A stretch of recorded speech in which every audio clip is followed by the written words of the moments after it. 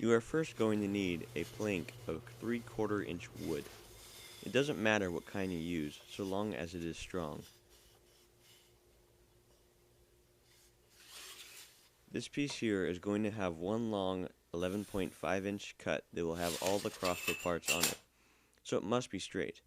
The angles on the piece of wood you are cutting don't have to be the same, but the overall shape should be the same.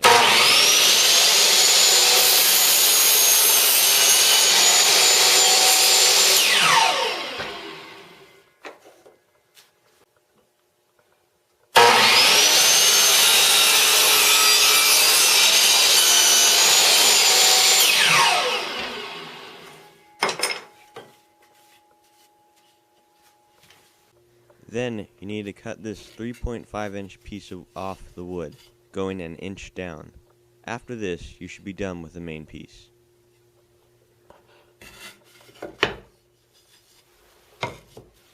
This next piece is the most complicated piece because it will hold the bow, guide the bolts, and hold the trigger.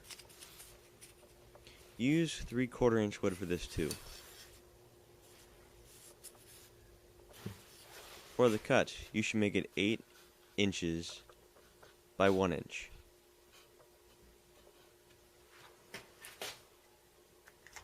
When you have made the cuts, go about 1/4 inch of an inch to 1 inch in on one end of the piece and cut it 3/4 inch down in a curved way.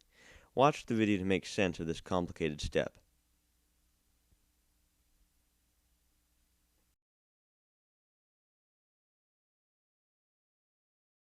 On the other side, use the bandsaw and get as far as you can to each edge of the wood without making the wood weak. Cut an inch in as shown in the video.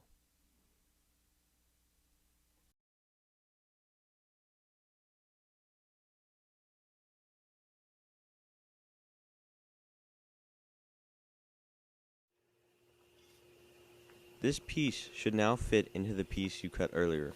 Try putting them on top of each other. If they don't fit, recut it until it does.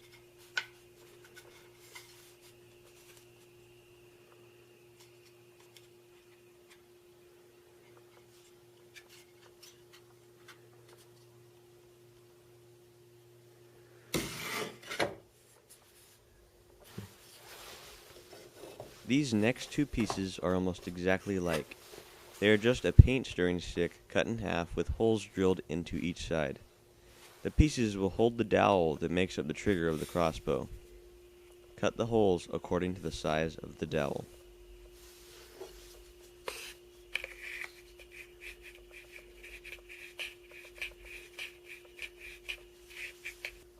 This is a quick little look at the dowel I'm using.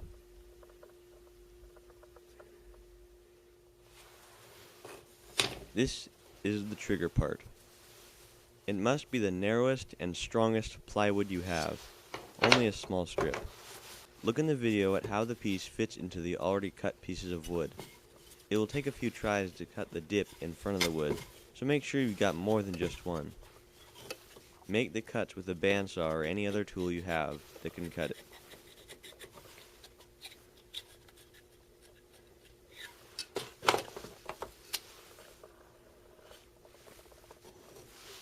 Here's what the little dip I'm talking about should look like.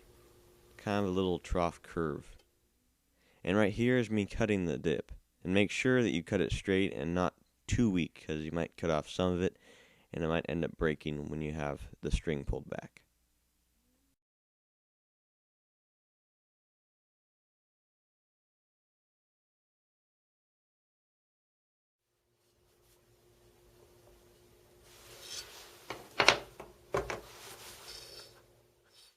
Now is a good time to sand all your pieces down to what you want. Just don't sand the bottom and top of the piece the bow and trigger fits into, or the 11.5 side on the original piece. They need to be glued with a... Take the main body piece and draw lines from that trigger gap that you originally cut right there. I'm showing right there, it's about 1/4 inch for me. And draw lines that are parallel to each other so you know where to put the rail on. And here's me drawing the line showing exactly how I'm doing it. It should be pretty straight. It's where it's going to guide your arrows or bolts.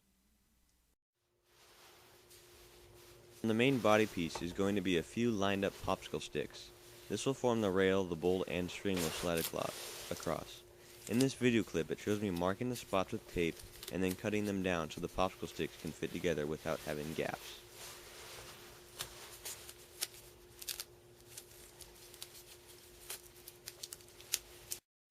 One thing when you're cutting, make sure you cut these lines very straight because these pieces need to go right next to each other to form a very straight line which the bolts will slide on.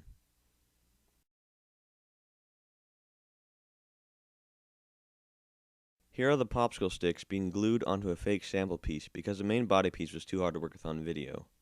These pieces are very close to each other and they're very parallel to each other side by side. And there's no gaps in between each popsicle stick put together. You can later saw off the popsicle sticks that are hanging off the edge and it won't affect anything.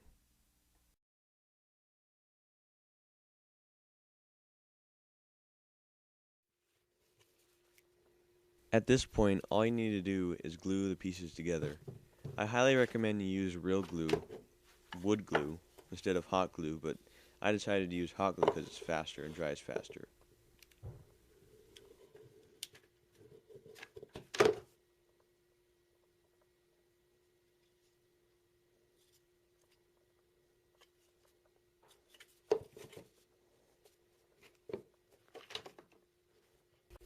Okay, in the video I never showed the bow being made, but really it's just a 16-inch PVC pipe tube cut in half lengthwise, and then I just drilled holes on both sides and attached a string. It's really easy to make and it's not really necessary for the video. The last step in building this crossbow is attaching the trigger to the body. First, glue the two paint stirring sticks on either side of the body of the crossbow, having the dowel in the holes the whole time so you know it will dry parallel. Now, one tip you can do is to take a metal ruler or any kind of ruler you have and measuring it from the distance of the main body piece to the body and then flipping it over to the other side and doing the same on here so you know it's definitely right next to each other.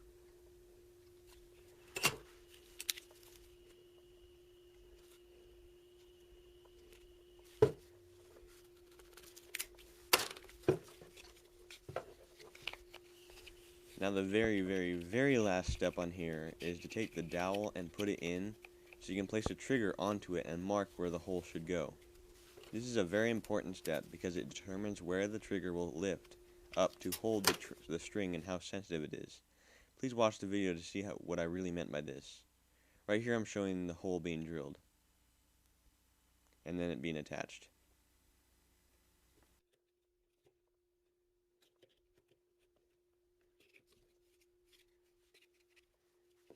So here's the finished crossbow.